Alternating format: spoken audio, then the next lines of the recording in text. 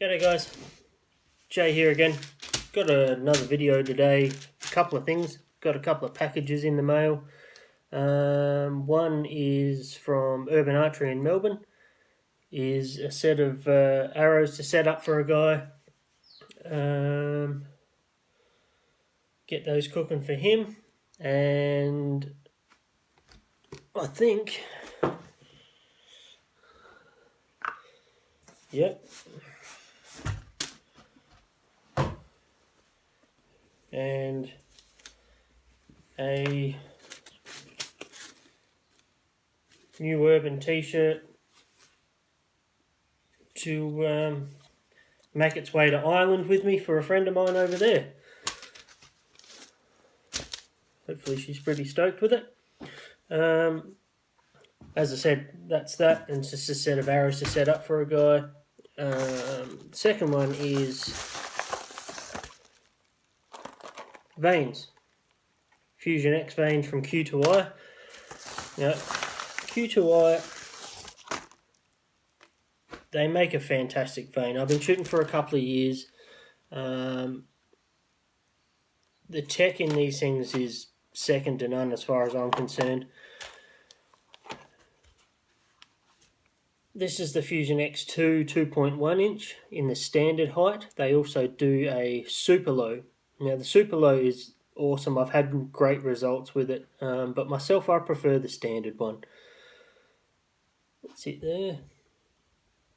Now these vanes come in an array of different sizes. They come, I think there's a 1.5 now, a 1.75, the 2.1 standard and super low, 3 inch and 4 inch. I shoot the 3 inch for indoor, which switching to those for indoor has been amazing because I've never used to be able to get 27 diameter shaft to work without shooting heavy point weight, which I'm not a huge fan of. I don't like the way it makes my bow react having that heavier point weight. So I like to shoot around the 150, 180 max, and the 27s haven't really worked that well for me until I switched to these in the 3 inch.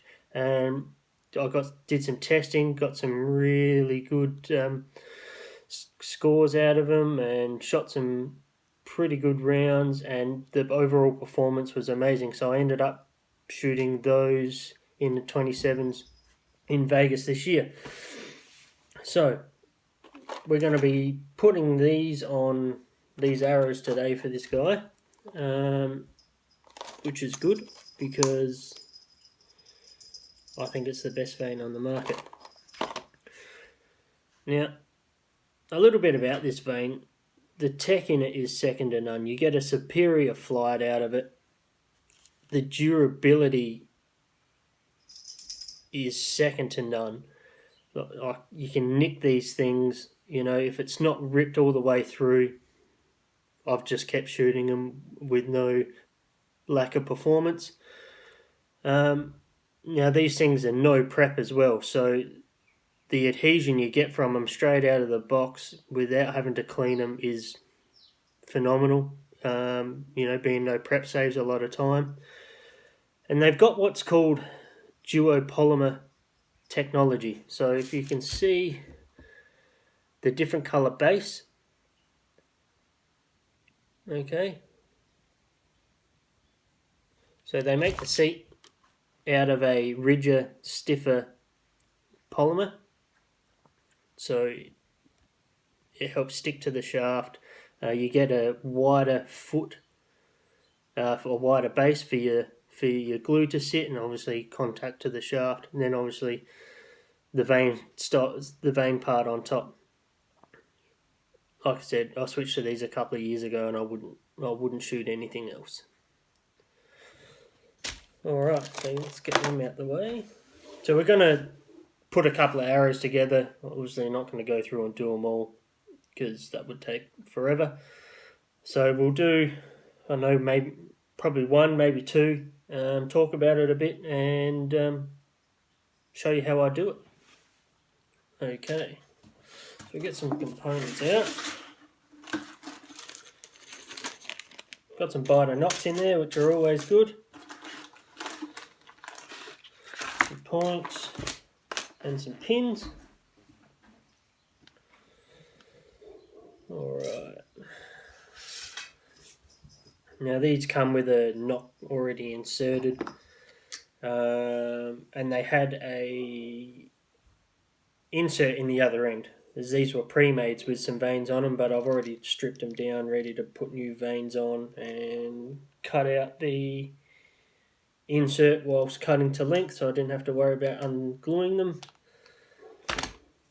Alright, so first off, you've got to clean the inside of the shaft where your point and your pin are gonna go. I just use standard old Metho. It works pretty well. There's a matter of other things, acetone. I've even used pressure packed brake cleaner. That also works pretty well. But watch out for your labels if you're spraying that around, because it'll take them off straight away. If you want your labels on there. Pour a bit of that out. Just use a cotton bud, dip it in the solution, and simple as putting it inside the arrow, clean it around in there. So make sure you go deep enough that it's going to clean enough of the way down for the whole point, so you get good adhesion. Alright, see, it's get a little bit dirty there from the carbon dust. And the other side, even though it's had a knock in it, it's still going to have some carbon dust in there.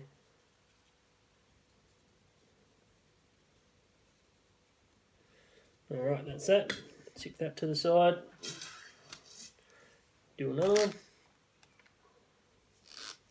Get that knock out.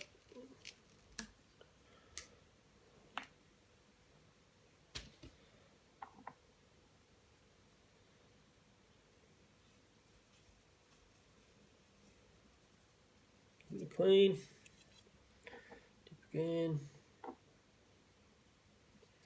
Give it a clean.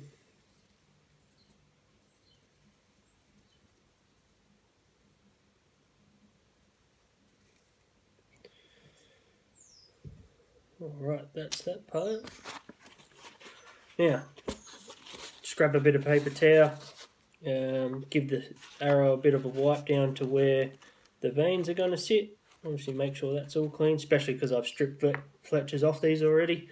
Just make sure there's no residue of the old glue or any old bits of vane sticking on there.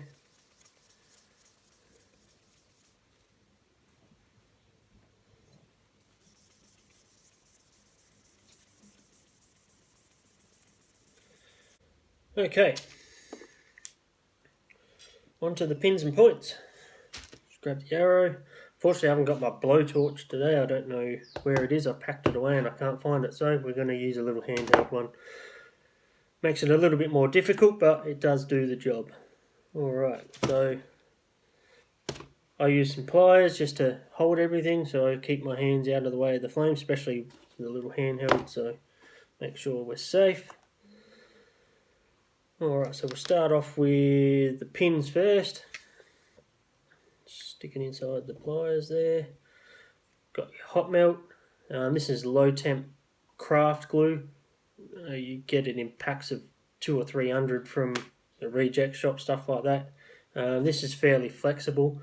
It does a really good job, but to get a good stick out of it, you have to heat it until it goes clear and it's not milky.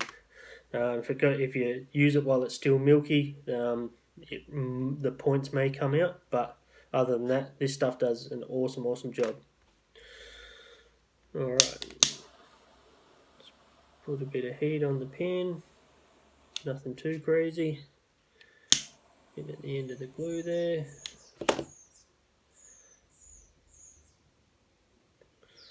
A little dab there. You don't need a whole heap.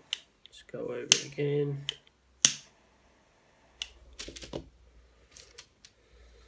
Grab the arrow and twist as you're putting it in.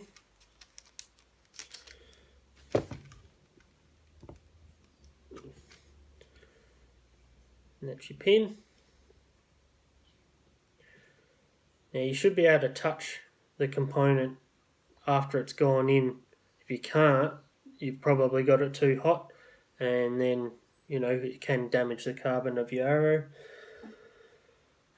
Alright, pin number 2.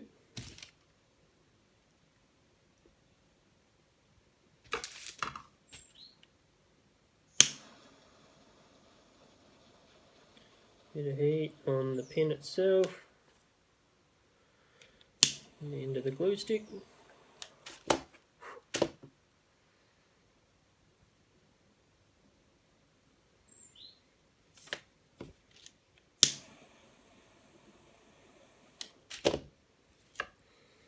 Put it in and turn while pushing, and that's the pins.